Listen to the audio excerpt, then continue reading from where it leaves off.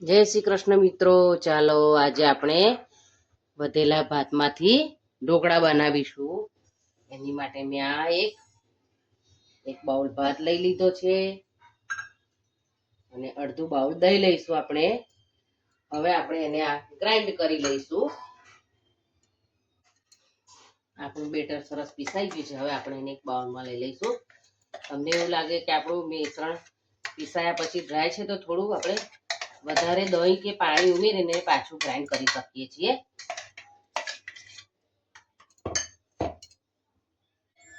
હવે આપણે જે બાઉલ ભરીને ભાત લીધો તો એ બાઉલ ભરીને આપણે સોજી ઉમેરીશું. બરાબર મિક્સ કરી લઈશું. હવે હજુ આપણે આ બેટરમાં થોડું પાણી ઉમેરીશું. આ રીતે આપણે થોડું પાણી ઉમેરીશું. તમે છાશ પણ ઉમેરી શકો છો. આ રીતે એને સરસ સ્મૂથ બનાવી લઈશું બેટરને આપણે. હવે આપણે આ બેટરને 10 મિનિટ માટેનો રેસ્ટ આપીશું. તો આપણા ખીરાને 10 મિનિટનો રેસ્ટ અપાઈ ગયો છે. જો સરસ સૂજી અને બંનેનું મિશ્રણ સરસ તૈયાર થઈ ગયું છે. હવે આપણે એમાં મસાલા કરી લઈશું. ટેસ્ટ મુજબ મીઠું ઉમેરીશું. 1 ચમચી આદુ મરચાં લસણની પેસ્ટ ઉમેરીશું. આપણે મીઠા લીમડાના પાન કટ કરીને ઉમેરીશું. જો આ રીતે એનો સ્વાદ અંદર ખૂબ જ સરસ લાગશે, એટલે તમે આ રીતે મીઠા લીમડાના પાન જરૂર ઉમેરજો. લીલા ધાણા ઉમેરી લઈશું.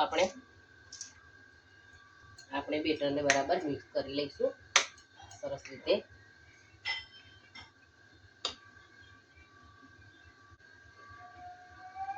આપણું બેટર થોડું ઘાટું છે. હવે આપણે થોડું પાણી ઉમેરીને બેટરની કન્સિસ્ટન્સી સેટ કરી લઈશું. આપણે આ રીતે થોડું એક જ ડિરેક્શનમાં હલાવીને સરસ મિક્સ કરી લઈશું. આપણે જો આપણું બેટર કેવું સરસ તૈયાર થઈ ગયું. આવું બેટર આપણે તૈયાર કરવાનું છે.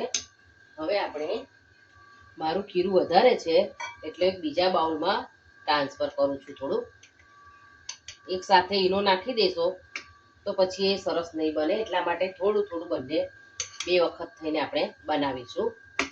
આપણે પહેલા થાળીને તેલથી ગ્રીસ કરી લઈશું. આ રીતે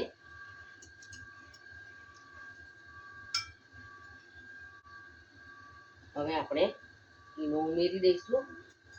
એને એક્ટિવેટ કરવા માટે થોડું પાણી ઉમેરીશું અને સરસ મિક્સ કરી લઈશું એકદમ. ઈનો નાખ્યા પછી આપણે વધારે વાર નથી રાખતા ખીરાને, એટલે આપણે થાળીને પહેલેથી ગ્રીસ કરીને રાખવાની છે. એટલે તરત જ આપણે એમાં થાળીમાં ઉમેરી દઈશું આપણે બેટરને.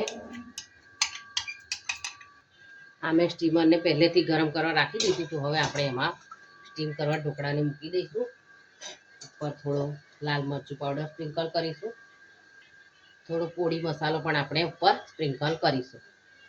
પોળી મસાલાનો સ્વાદ ઢોકળામાં સરસ લાગે છે. મેં પોળી મસાલાની રેસીપી શેર કરેલી છે, તો તમે મારી ચેનલ પર જઈને પોળી મસાલાની રેસીપી જોઈ શકો છો.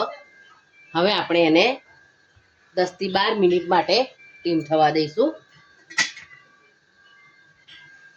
1 કે 10 મિનિટ પછી આપણા ઢોકળા તૈયાર થઈ ગયા છે કે નહીં. આવી રીતે છરીની મદદથી આપણે જોઈ લઈશું. જો સરસ આપણા ઢોકળા તૈયાર થઈ ગયા છે. હવે આપણે એને લઈ લઈશું. હવે આપણે ઢોકળાનો વઘાર તૈયાર કરી લઈશું. એની માટે એક વઘારિયામાં આપણે તેલ લઈ લઈશું.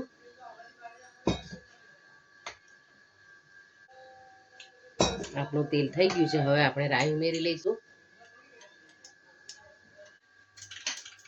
આપણે ઢોકળાને કટ કરી લઈશું.